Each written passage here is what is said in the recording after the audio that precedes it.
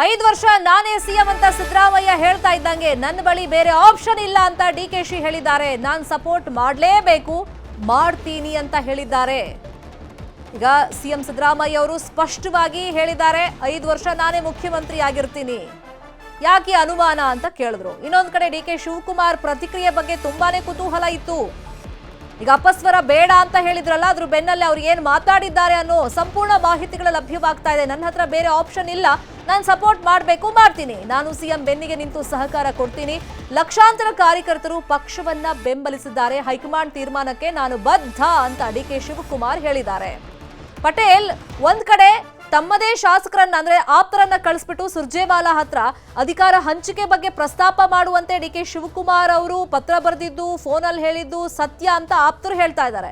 ಈ ಬೆನ್ನಲ್ಲೇ ಇನ್ನೇನು ಒಂದೇ ಹೆಜ್ಜೆ ಬಾಕಿ ಇದ್ದಿದ್ದು ಆ ಚೇರಲ್ಲಿ ಕುತ್ಕೊಳ್ಳೋದಕ್ಕೆ ಅಂತ ಡಿಕೆ ಶಿವಕುಮಾರ್ ಅವ್ರಿಗೆ ಚರ್ಚೆಗಳು ಆಗ್ತಿರುವಂತ ಬೆನ್ನಲ್ಲೇ ಈಗ ಸಿದ್ದರಾಮಯ್ಯ ಅವರು 5 ವರ್ಷ ನಾನೇ ಸಿಎಂ ಅಂತ ಹೇಳ್ತಾ ಇದ್ದಂಗೆ ಬೇರೆ ಆಪ್ಷನ್ ಇಲ್ಲ ಅಂತ ಡಿಕೆ ಶಿವಕುಮಾರ್ ತಮ್ಮ ಆಪ್ತ ವಲಯದಲ್ಲಿ ಯಾವ ತರ ಅಸಹಾಯಕತೆ ಅಥವಾ ಈ ಸತಿ ನನಗೆ ಅವಕಾಶ ಸಿಕ್ಕಿಲ್ಲ ಅನ್ನೋ ಬಗ್ಗೆ ಹೇಳ್ಕೊಂಡಿದಾರಂತೆ.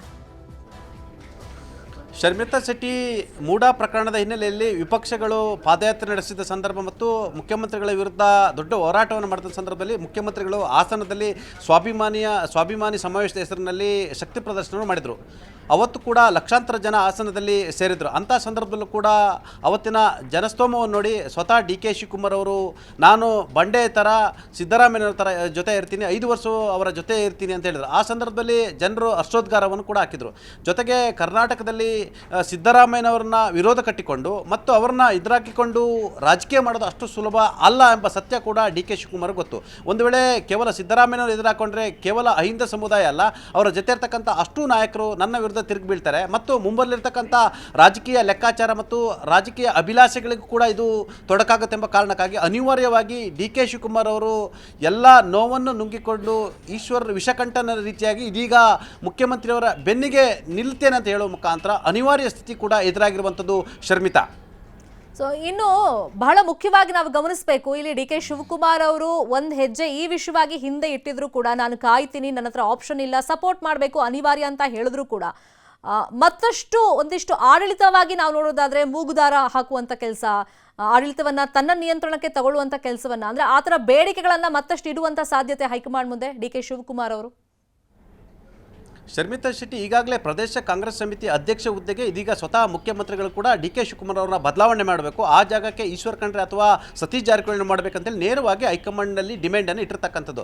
ಕೊನೆಯ ಹಂತದಲ್ಲಿ ನೀವು ಸತೀಶ್ ಜಾರಕಿಹೊಳಿಗೆ ಅವಕಾಶವನ್ನು ಕೊಡಬೇಕು, ಒಬ್ಬರಿಗೆ 3 ಹುದ್ದೆಯನ್ನು ಕೊಡೋದು ಯಾವ ಲೆಕ್ಕಾಚಾರ, ಅವರೊಬ್ಬರೇ ಪಾರ್ಟಿಯನ್ನು ಸಂಘಟಿಸ್ತಿಲ್ಲ, ಉಳಿದವರು ಕೂಡ ಅವಕಾಶ ಕೊಡಬೇಕಂತೇಳಿ ಬೇಡಿಕೆ ಇಟ್ಟಿರ್ತಕ್ಕಂಥದ್ದು. ಈಗಾಗಲೇ ಉಪಮುಖ್ಯಮಂತ್ರಿ ಆಗಿರ್ತಕ್ಕಂಥದ್ದು, ಜಲಸಂಪನ್ಮೂಲ ಖಾತೆ ಮತ್ತು ಬೆಂಗಳೂರು ನಗರಾಭಿವೃದ್ಧಿ ಖಾತೆ ಅಂತ ಇರ್ತಕ್ಕಂಥದ್ದು, ಜೊತೆಗೆ ಪ್ರದೇಶ ಕಾಂಗ್ರೆಸ್ ಸಮಿತಿ ಅಧ್ಯಕ್ಷ ಹುದ್ದೆ ಕೂಡ ಇರ್ತಕ್ಕಂಥದ್ದು. ಹಾಗಾಗಿ ಬೇರೆಯವರು ಕೂಡ ಅವಕಾಶವನ್ನು ಕೊಡಿ ಅಂತೇಳಿ ಹೈಕಮಾಂಡ್ಗೆ ನೇರವಾಗಿ ಡಿಮ್ಯಾಂಡ್ ಮಾಡಿರ್ತಕ್ಕಂಥದ್ದು. ಆ ಮುಖಾಂತರ ಪ್ರದೇಶ ಕಾಂಗ್ರೆಸ್ ಸಮಿತಿ ಅಧ್ಯಕ್ಷ ಆಗಿರ್ತಕ್ಕಂಥ ಡಿ ಕೆ ಶಿವಕುಮಾರ್ಗೆ ಅತಿ ದೊಡ್ಡ ಚೆಕ್ ಮೇಟ್ ಅನ್ನು ಇಟ್ಟಿದ್ರು. ಇದು ಎಲ್ಲೊಂದು ಕಡೆ ಡಿ ಕೆ ಶಿವಕುಮಾರ್ ಅವರಿಗೆ ಯಾಕಂತಂದರೆ ಪಕ್ಷದ ಹಿಡಿತ ಇದ್ದರೆ ಎಲ್ಲೊಂದು ಕಡೆ ಅಧಿಕಾರದ ಹಿಡಿತವೂ ಕೂಡ ಇರುತ್ತೆ. ಆ ಮುಖಾಂತರ ಎಲ್ಲೊಂದು ಕಡೆ ಬೇರೆ ಬೇರೆಯ ಲಾಬಿ ಮಾಡಲಿಕ್ಕೆ ಕೂಡ ಅನುಕೂಲ ಆಗುತ್ತೆ. ಹಾಗಾಗಿ ಪಕ್ಷಾಧ್ಯಕ್ಷ ಹುದ್ದೆ ಹೋದರೆ ಮುಂದಿನ ದಿನಗಳಲ್ಲಿ ಪಕ್ಷದಲ್ಲಿ ಕಂಟ್ರೋಲ್ ತಪ್ಪುತ್ತೆ ಎಂಬ ಆತಂಕ ಕೂಡ ಡಿ ಕೆ ಶಿವಕುಮಾರ್ ಮತ್ತು ಅವರ ಪಾಳ್ಯಕ್ಕೆ ಎದುರಾಗಿತ್ತು. ಹಾಗಾಗಿ ಮುಖ್ಯಮಂತ್ರಿಗಳ ಈ ಒಂದು ಚೆಕ್ ಮೇಟಿಗೆ ಸ್ವತಃ ಡಿ ಕೆ ಶಿವಕುಮಾರ್ ಕೂಡ ವಿಚಲಿತರಾಗಿದ್ದರು. ಮತ್ತೊಂದು ಕಡೆ ಯಾವುದೇ ಕಾರಣ ಕೂಡ ಸಿದ್ದರಾಮಯ್ಯರನ್ನ ವಿರೋಧವನ್ನು ಕಟ್ಟಿಕೊಂಡು ಮತ್ತು ಬಲಪ್ರಯೋಗದಿಂದ ಅಧಿಕಾರವನ್ನು ಪಡೀಲಿಕ್ಕೆ ಸಾಧ್ಯ ಇಲ್ಲ ಎಂಬ ಸತ್ಯ ಕೂಡ ಡಿ ಕೆ ಶಿವಕುಮಾರ್ ಅವರಿಗೆ ಗೊತ್ತಿರ್ತಕ್ಕಂಥದ್ದು.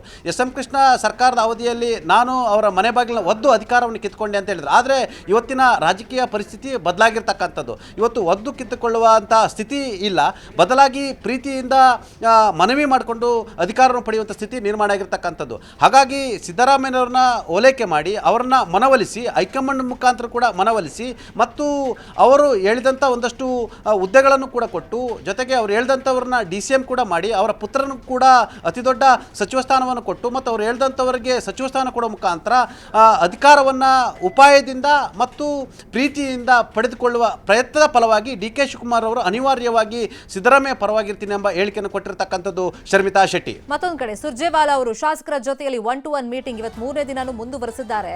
ಬಹಿರಂಗವಾಗಿ ಅವ್ರು ಹೇಳ್ಕೋಬಹುದು ಅಧಿಕಾರ ಹಂಚಿಕೆ ಬಗ್ಗೆ ಚರ್ಚೆ ಇಲ್ಲ, ಅಹವಾಲನ್ನ ಸ್ವೀಕಾರ ಮಾಡಕ್ ಬಂದಿದ್ದೀನಿ ಅಂತ ಹೇಳಿ. ಆದ್ರೆ ನಾವು ನೋಡೋದಾದ್ರೆ ಇನ್ಸೈಡ್ ಆಗಿ ನಾವು ನೋಡೋದಾದ್ರೆ ಈ ಒಂದು ಮಾಹಿತಿಯನ್ನ ಹೈಕಮಾಂಡ್ ಕೊಡ್ತಾರೆ. ಅದರಲ್ಲಿ ಶಾಸಕರ ಅಭಿಪ್ರಾಯ ತನ್ನ ನಾಯಕನ ಬಗ್ಗೆ, ಯಾಕಂದ್ರೆ ಶಾಸಕರ ಇಲ್ಲಿ ಮೇನ್ ಸಿಎಂ ಆಯ್ಕೆ ಮಾಡುವಂಥದ್ದು ಅವರಿಗೆ ಅಧಿಕಾರ ಇರೋದ್ರಿಂದ ಇಲ್ಲಿ ಬಹುತೇಕ ಶಾಸಕರು ಸಿದ್ದರಾಮಯ್ಯ ಪರವಾಗಿದ್ದಾರೆ ಅಂತ ಏನಿತ್ತು, ಡಿ ಕೆ ಶಿವಕುಮಾರ್ ಅವರು ತಮ್ಮ ಪರವಾಗಿರುವಂತಹ ಶಾಸಕರನ್ನು ಕಳಿಸ್ತಿರೋದ್ರಿಂದ ಅವರ ಅಭಿಪ್ರಾಯ ಎಷ್ಟು ಇಂಪಾರ್ಟೆಂಟ್ ಆಗುತ್ತೆ ಅಂದ್ರೆ ಈ ಸ್ಟೇಟ್ಮೆಂಟ್ಗೂ ಅವರ ಅಭಿಪ್ರಾಯ.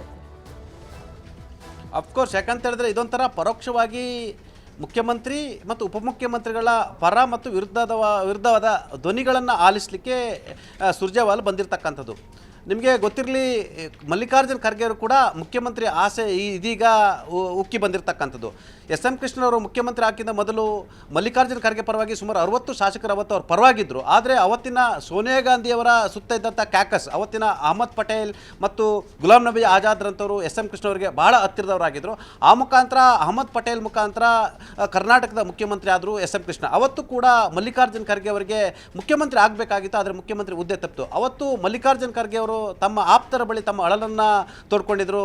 ಯಾವತ್ತೂ ಕೂಡ ಈ ರಾಜ್ಯದಲ್ಲಿ ಒಬ್ಬ ದಲಿತ ಮುಖ್ಯಮಂತ್ರಿ ಆಗಲಿಕ್ಕೆ ಸಾಧ್ಯವಿಲ್ಲ ಎಂಬ ತಮ್ಮ ಅಳಲನ್ನು ತೋಡ್ಕೊಂಡ್ರು. ನಂತರ ಬದಲಾದ ಪರಿಸ್ಥಿತಿಯಲ್ಲಿ 2013ರಲ್ಲೂ ಕೂಡ ಕಾಂಗ್ರೆಸ್ ಸಂಪೂರ್ಣವಾಗಿ ಅಧಿಕಾರಕ್ಕೆ ಬಂತು. ಅವತ್ತು ಸಿದ್ದರಾಮಯ್ಯನವರು ಬಳ್ಳಾರಿ ಪಾದಯಾತ್ರೆದ ಹೋರಾಟದ ಮುಖಾಂತರ ಕಾಂಗ್ರೆಸ್ ಪಕ್ಷ ಅಧಿಕಾರಕ್ಕೆ ಬರಲಿಕ್ಕೆ ಸಹಕಾರಿಯಾಯಿತು. ಅವತ್ತು UPA ಸರ್ಕಾರದಲ್ಲಿ ಮಲ್ಲಿಕಾರ್ಜುನ್ ಖರ್ಗೆ ಅವರು ಕೂಡ ಪ್ರಬಲ ಮಂತ್ರಿ ಖಾತೆಯನ್ನು ಕೂಡ ಹೊಂದಿದ್ರು, ದೇಶದ ರಾಜಕಾರಣದಲ್ಲಿ ತೊಡಗಿಕೊಂಡಿದ್ರು. ಅದಾದ ಅನೇಕ ಬೆಳವಣಿಗೆಗಳ ನಡುವೆ ಕೂಡ ಎಲ್ಲೊಂದು ಕಡೆ ದೇವೇಗೌಡರು ಕೂಡ ಮಲ್ಲಿಕಾರ್ಜುನ್ 2020 ಅಂದರೆ ಕಾಂಗ್ರೆಸ್ ಮತ್ತು JDSನ ಸರ್ಕಾರಗಳು ಬಂದಂಥ ಸಂದರ್ಭದಲ್ಲೂ ಕೂಡ ಆ ಸಂದರ್ಭದಲ್ಲೂ ಕೂಡ ದೇವೇಗೌಡರು ಕೂಡ ಮಲ್ಲಿಕಾರ್ಜುನ್ ಖರ್ಗೆ ಪರವಾಗಿ ನಿಲ್ಲಿಲ್ಲ. ಈ ಎಲ್ಲ ನೋವುಗಳ ನಡುವೆ ತನ್ನ ರಾಜಕೀಯ 50 ವರ್ಷಕ್ಕೂ ಹೆಚ್ಚು ರಾಜಕೀಯ ಮಾಡಿರ್ತಕ್ಕಂಥ ಮಲ್ಲಿಕಾರ್ಜುನ್ ಖರ್ಗೆ ಒಮ್ಮೆ ಆದರೂ ಮುಖ್ಯಮಂತ್ರಿ ಆಗಬೇಕಂತ ಅತಿಯಾದ ಅಭಿಲಾಷೆ ಮತ್ತು ಕನಸು ಇರ್ತಕ್ಕಂಥದ್ದು. ಹಾಗಾಗಿ ಆ ಕನಸು ಈಡೇರಬೇಕಂತ ಹೇಳಿ ಒಂದು ವೇಳೆ ಈ ರಾಜ್ಯದಲ್ಲಿ ಒಬ್ಬ ದಲಿತರನ್ನ ಮುಖ್ಯಮಂತ್ರಿ ಮಾಡುವ ಅವಕಾಶ ಕೂಡ ಇರ್ತಕ್ಕಂಥದ್ದು. ಹಾಗಾಗಿ ಒಂದು ವೇಳೆ ಡಿ ಕೆ ಶಿವಕುಮಾರ್ ಅವರು ಮುಖ್ಯಮಂತ್ರಿ ಆಗಲಿಲ್ಲ ಅಂತ ಹೇಳಿದ್ರೆ ಯಾವುದೇ ಗಳಿಗೆಯಲ್ಲಿ ಕೂಡ ಮಲ್ಲಿಕಾರ್ಜುನ್ ಖರ್ಗೆ ಅವರು ಎಲ್ಲೊಂದು ಕಡೆ ಡಾರ್ಕ್ ಹಾರ್ಸ್ ಆಗಿ ಕರ್ನಾಟಕ ರಾಜ್ಯಕ್ಕೆ ಎಂಟ್ರಿ ಕೊಟ್ಟು ಮುಖ್ಯಮಂತ್ರಿ ಆದರೂ ಕೂಡ ಆಶ್ಚರ್ಯ ಪಡಬೇಕಾಗಿಲ್ಲ. ಈ ಎಲ್ಲವೂ ಕೂಡ ಈಕ್ವೇಷನ್ ಮತ್ತು ಸ್ಟ್ರಾಟಜಿ ಕೂಡ ನಡೀತಿರ್ತಕ್ಕಂಥದ್ದು. ಇದರ ನಡುವೆ ಸುರ್ಜೇವಾಲರವರು ಶಾಸಕರ ಅಭಿಪ್ರಾಯವನ್ನು ಕೂಡ ಪಡೆದುಕೊಳ್ತಿರ್ತಕ್ಕಂಥದ್ದು. ಒಂದು ವೇಳೆ ಮಲ್ಲಿಕಾರ್ಜುನ್ ಖರ್ಗೆ ಅವರು ನಾನು ಕರ್ನಾಟಕ ರಾಜ್ಯದ ಮುಖ್ಯಮಂತ್ರಿ ಆಗ್ತೀನಿ ಅಂತೇಳಿ ಹೈಕಮಾಂಡ್ ಮುಂದೆ ಅಪೇಕ್ಷೆಯನ್ನು ವ್ಯಕ್ತಪಡಿಸಿದರೆ ಅನಿವಾರ್ಯವಾಗಿ ಅವ್ರನ್ನ ಮಾಡೋ ಸ್ಥಿತಿ ಕೂಡ ಇರ್ತಕ್ಕಂಥದ್ದು. ಒಟ್ಟಾರೆ ಇದರ ಲಾಭ ಯಾರು ಪಡಿತಾರೆ ಅನ್ನೋದು ಕೂಡ ಸದ್ಯದ ರಾಜಕೀಯ ಕುತೂಹಲ ಅಂತಲೇ ಹೇಳ್ಬೋದು. ಶರ್ಮಿತಾ ಶೆಟ್ಟಿ.